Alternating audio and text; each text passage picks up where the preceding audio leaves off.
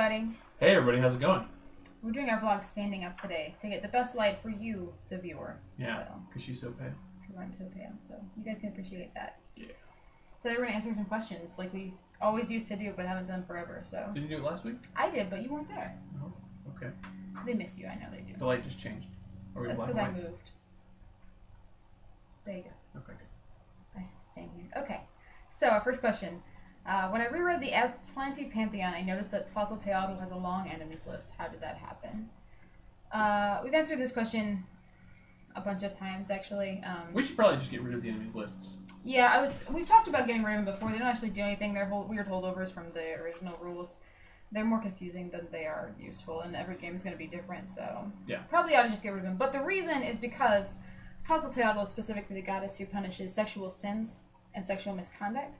And the Aztecs have a very, very strict sense of what is a sexual sin, which is basically everything other than normal sex between a man and a woman who are married. So, she hates all those other gods because those gods are all, from her point of view, criminals that she should be punishing. And that she's probably not allowed to because her pantheon, that would be politically horrible. So, she probably just really dislikes those people. Especially folks that are like serial offenders like Zeus. But... yes, use the search function. It is there to tell you when we have already answered. Does it work now? Yeah, it works. Okay. So, second question. Yeah. I think by now we know your hatred of the world at War Scion and the gods of the U.S. and the allied pantheons, but I still like the idea of being a Scion of Robin Hood or someone similar. Who would you say thematically would be similar to him, not necessarily mechanically? Okay, so Robin Hood's got a couple things going for him. Yeah, it really depends on what parts of Robin Hood you're interested in. You do like a nature thing, like a band of brothers thing, or like an archery thing. Or a thief thing. Or thief, yeah, definitely. Yeah, or like a fighting against the establishment thing. Oh, yeah, anti-establishment kind of thing. We went black and white again. We did. It's because you moved. Just carry on. Just keep on. It's not good when we go black and white. It looks stupid. We're going to cut that, okay? Are we? Yes, we're going to edit it. We're not going to let that happen. Robin Hood. We were talking about Robin Hood. Yes. Gods of archery. There are several of them who are major archery gods. Indra of the Devas is a well-known archery god. He's got his bow is the rainbow, and he shoots arrows. Lu is also an archery god. Hou of the Chinese, the celestial bureaucracy, is a famous archer. And then, of course, Apollo and Artemis both are. An Uller. Yeah, so you go to any of those, like, Lu kind of is good at everything, so it kind of gives you a nice spread. Yeah. If you went kind of like, if you went thieving, there's Hermes. Yeah, Hermes is a god of thieves. There's also some gods who do some stealing. He's also got, like, a lot of athletics, like, you can pull off a very, Robin Hood type feel. Yeah, I think I've got a Scion of Hermes would be. Yeah, I guess the question is: are you looking to be a Robin Hood figure, or are you looking to just like be the kid of a Robin Hood figure to like figure out where it goes from there? Any of the tricksters probably would do. Yeah, especially if you're big on that like fighting against the establishment thing. Yeah. Always having a parent who kind of does that anyway. Mm-hmm. Your like Eshu's and Hermeses. Yeah, I would say probably top 5. Lu, Uller, Hermes, Artemis, Indra. Yeah, you like Artemis more than Apollo? She's more like anti-establishment than Apollo. Yeah, Apollo's all about the rules, pretty much. The rules are awesome. They make men in charge. So that's our recommendation list. Obviously, no matter who your parent is, you can always play someone who is like Robin Hood if you want to, if you just invest in those things. But that'll be our closest thematic close to Robin Hood. And of course, Lu also gives you that whole like a Lu with present on the same isles as Robin Hood, so you could always run with something that like Robin Hood was a Scion of Lu or something too, if you wanted to. Oh, Manon of Clear. Oh, Manon of Clear, he's not bad, yeah. Yeah. He does like to punk people in authority. Yeah, he loves punking. Alrighty, third question. I've been reading Neil Gaiman's Sandman and I'm loving it. If you had to, how would you model the Endless in Scion? I wouldn't. Well, we'd never have to. You can't make us. But, I mean, they're pretty much just each a Titan avatar of like a thing. Yeah, the thing about the Endless is that they can't be in Scion because they are creatures that are, this is the same problem with the monotheistic god in Scion. They are too powerful to be part of Scion. Powerful is probably the wrong word. Well, they're a lot like Titan avatars, as you said, because they're more, they're concepts more like, rather than... They're actually more Titan realms than Titan avatars, right? Because death is the idea of death, Right, but the idea being the Titan avatar is the head of that realm, like the personification of that realm. It's just that they don't have another thing in that realm with them. It's just that. Right, yeah. So if you had a fire titan who was only fire. It wasn't like fire and war, fire and ingenuity, or fire and it'd be like, you know. Yeah. So, if you wanted... if you probably make Morpheus, though. Well, that is in fact in the canon of Scion, not Scion, Sandman, that Morpheus is the god Morpheus. Right. He's misinterpreted by humanity as a god. Right. He's the only one that gets godded up, right? Death kind of does, too. But they have a male death figure, so she doesn't really get the center stage. Right. But... because they're Greek theistic. They are. But yeah, basically, they're really neat, but if you were going to use them in Scion, they're, like, because they supersede gods pretty much, they can't really be among the ranks of gods. Like, you can't have destruction running around being equal to the gods. Like, he's just not. And more importantly, why would you? Because those are made up things by Neil Gaiman.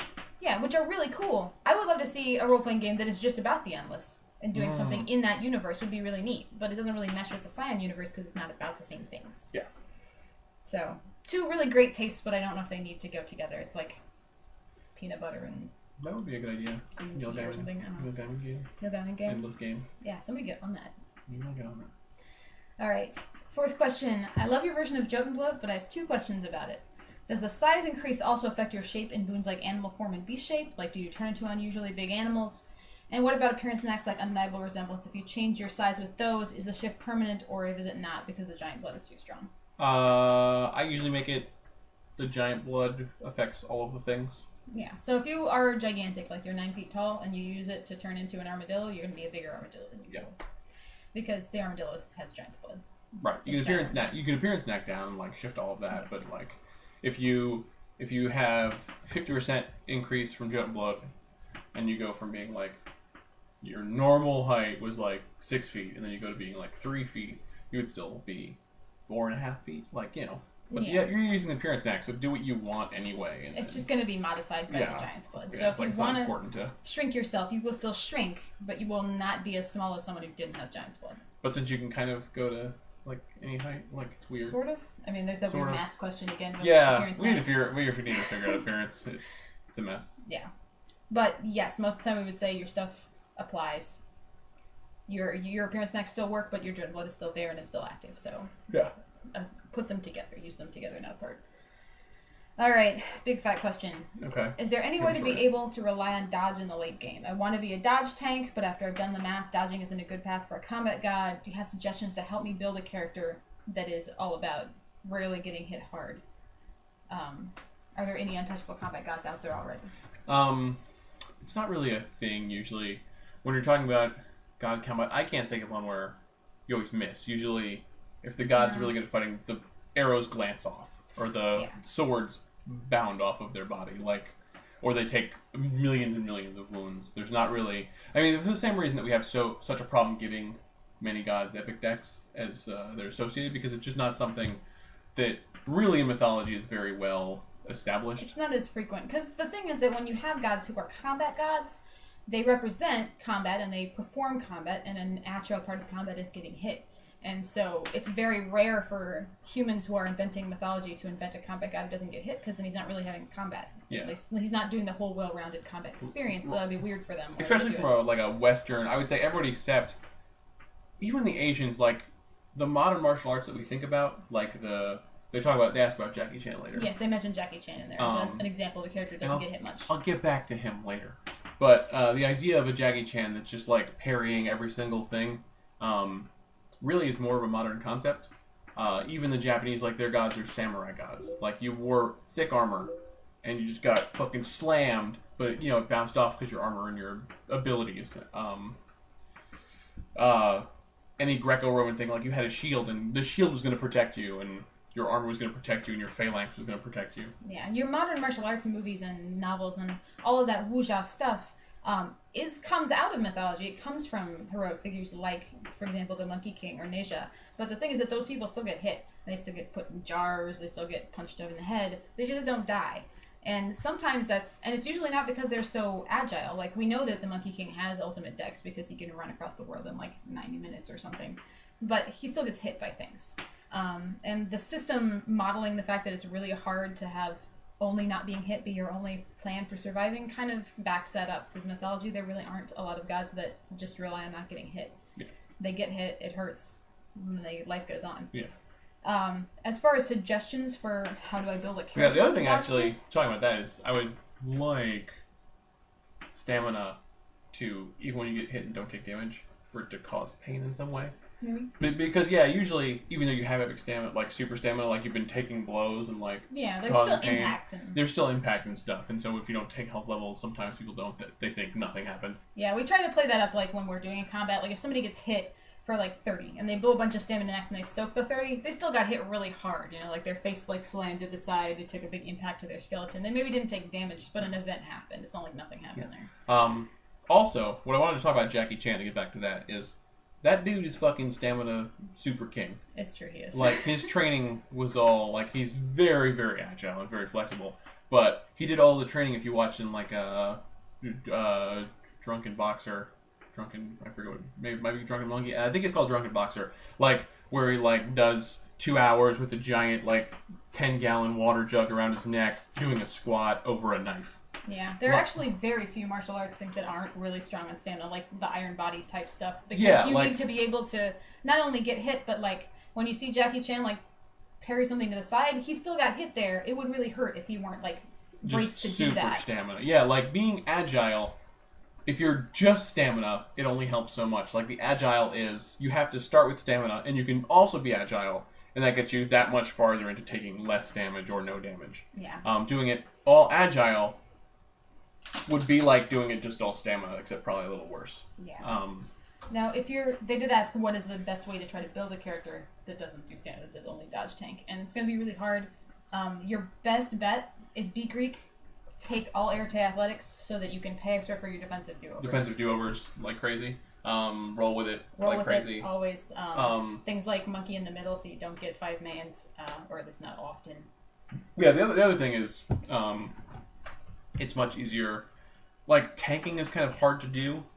Yeah, it's Scion. hard because very quickly the boss or monster or whatever you're dealing with can go, oh, this person's taking damage. Their friend over there is. I can just stab him a couple times and you're just left by yourself. Like, so there's, unless you're getting the kind of wits knacks that deal with that, which maybe you are, but yeah, it's not like an MMO because it's not a computer running it that's going to be like, well, my threat level's here. Yeah. It's actually, it depends on the ST, but for most STs, they're going to say, okay, if this guy has been hitting you a bunch and he's not getting anywhere, why on earth wouldn't he go murder your support system first? Yeah, if your support system like doing useful stuff. Yeah, if you don't have actual powers to force him to pay attention to you, you have no guarantee that he will. Yeah, So which may be your idea is to get those too. But yeah, appearance powers that make him pay attention, wits powers that let you dive in front of people, that stuff is all out there. So you can be a tank, it's just you have to like specialize into doing that. And I would say tanking is a multi-attribute ability. Yeah, another thing about tanking like is, most things you're doing in the game should be multi-attributes, but you're not going to be able to be like, well, I'm just going to do dex and max out on that, and then I'll be impossible to hit. Yeah. Maybe dex plus lots of intelligence? Yeah, you can always do fight with your head against their dex, so then they're really bad at hitting you, and then you are also have your dex at play. If you do actually against their strength would be better. Mathematically? Oh, yeah, because then they'll hit you but not actually hurt you. Yeah, well, they'd hit you, and since you were dodging, maybe they'd get a couple threshold, but then they'd get no strength to it, so... Exactly. That might be better. I always think about the Guardian Purview, and the Guardian Purview is going to be hard for you, because if you're not buying stamina, a lot of the Guardian stuff's not going to work very well. But things like, for example, I Say Thee Nay is the perfect dodge tank power, because as long as you're protecting somebody, your DV is through the roof. Right. But you're always going to get stuck at 0 DV sometimes, and you're going to need some outs. Yeah, Skin Shed is a great out for when you are at 0 DV. Solipsistic Well-Being, if you don't see it coming, is also helpful. Yeah, that's a great one, because usually the 0 DV things coincide with the solipsistic. Like, usually they also make you unconscious in some way. Yeah, or just, like, they sneak up on you, and you can just pop that and be like, no deal. What other things are good for just dodge tanking? Like, boons, are there any out there? Like, Moon is great, once you get up to, like, the phase body stuff. The elemental ones, when you get really high, you can get like cloud body or water body, which makes it really difficult to do. For God, the elemental ones. For lower, water's good. Fire's good for demigod. That's true. For once you get to War is always great. Yeah, War is always great because if you drop a battle cry on them, they're shitty at hitting you anyways. Yeah. So that's a lot of stuff you can do, but I'm going to strongly advise there is no just dodge tanking. There's no ninja from Final Fantasy XI. Like you can go to try to do that, but you're gonna get hit sometimes. Yeah, and also there's no gods that are just like that, and there's really no characters in real life that are just like that, because the impact of things, no matter how much you dodge, is going to hit you. Like Jackie Chan falls from buildings. Yeah. He he does do rolls and stuff, but he also hits hard and yeah, gets injured sometimes. Which is what those powers are meant to model. Like roll with it is saying, well, you still got hit. You're diffusing some of the impact with your dex, but you still got hit. It still probably hurts. Yeah, and just because with all of that still being true, it's a more exciting game when people are hitting each other. That's true. If no one is hitting, whiffing, miss, it's very unexciting. It makes good cinematic combat, but with a dice rolling system where you're like doing each action, just missing is really lame and boring. And that's something to remember from the storyteller side too. Like if no one can hit your monsters, they are bored. Yeah. They are very bored. And then, that's one of the reasons I usually monster middle DV, middle soak, err on the side of health points. Yeah. I mean, you can do it, especially do it once in a while, not a lot, and be like, this time I'm going to throw them something that they can't hit, so they're going to have to come up with a creative way lots of to do variety something. and stuff. But don't do it a lot, because when they can't hit anything, they are bored and they are frustrated that they're spending their leisure points and getting nothing. Yeah. And then one of them buys compelling reasons. Exactly. So. All right. Well, I think we covered that question. All right. Awesome. Next question. My character has ripped out his eyes. Does epic appearance still work against me? And if it still works by smell or sound, what if I also destroy my nose and ears? You're like the guy that asks all the questions, aren't you? I want to know if you're one guy. But since In you're our probably not going heads, to tell us. there's one guy that always asks us the, like, how do I get around the system questions. It's probably not. It's probably actually several people with legit questions. But in our head, it's just become one guy that we're like, you, again. You rip out your eyes. No. All appearance stuff is still going to work. Appearance is a multi-sense thing. I would maybe give you +4 bonus versus appearance stuff. You'd have a -4 penalty versus everything else. That's often unless you turn on like sonar, and then the +4 bonus would go away too. Because then you have sonar. Like if you are able to interact with the world and sense it coming at you, you can sense epic appearance. Yeah. If you removed all of your senses and were a complete sensory depth, then epic appearance wouldn't work on you, but you also wouldn't be able to do anything. Right. So if you really wanted to take away all your senses, I would give you, for every sense you took away, +4 dice versus appearance, -4 dice to everything else. Except maybe, intelligence or something. Maybe stamina. Maybe, stamina and intelligence, like things that are natural resisting. But then if you also took out hearing and sight, hearing, sight, taste, if you took out all the things, I would probably give you like 12, like a bunch of dice to appearance, but not a lot, but everything else would be huge minuses. Yeah. And then if you also took out your central nervous system. Yeah, that's the big thing, because it's not even like... Yeah, it's like epic appearance is magic, like all the other epics. Yes. So the fact that you don't actually have eyes right now doesn't mean that epic appearance can't affect you. It might mean that it's less good at it than usual, which is normally... They still smell amazing, or like they radiate amazing. But if you took out everything, including your central nervous system... And you were a vegetable. Yeah, I maybe would let you ignore epic appearance, but you couldn't do anything. Like, you couldn't interact with the world in almost any way. Like, you could do things like mystery, but that would be it. Right. So, that's a... You could be a hunking ball of mystery, maybe, yeah. Like, anything that involved any kind of sensing of any kind. Like, it just wouldn't be worth it. Just deal with epic appearance. Yeah, what we used to do, because we did have a blind character, Aurora was blind, I was around for a very long time, she would normally get, appearance things are happening, you get +4 dice, because you can't actually see them. But it would still happen. Like, Baldur still affected her when she met him, because she was like, my god, he smells like childhood in springtime, and, Right. And if he hadn't smelled like it, like, his voice would have sounded amazing. When she touched his skin, it would have been incredible. And even if none of those senses had been there, if she still had the ability to know that Baldur was there, she would have felt how amazing he was. Yeah. Because that's how magic works. So, she always suffered a -4 penalty for being everything. blind to everything. Unless she turned on sonar, and then she lost her bonus. Then she lost the bonus for appearance, because then she could see everything as well as like a bat could. Yep. So yeah, it's not. We're not gonna. We would give you bonuses sometimes if you can make a good case that this is a case where really it's hard for me to have a problem. Like blinding visage is always the one I think of. If you're already blind, then maybe you're probably gonna get bonuses to not being stunned by it. But we wouldn't give you just a free pass because that's lame. Why doesn't everyone just close their eyes and get a free pass then? Yes. Also, just closing your eyes, you can see through your eyelids. That's true. But and you still have optic nerves somewhere back there, I assume, even though you took your eyes out. There's still nerves in there. Yeah.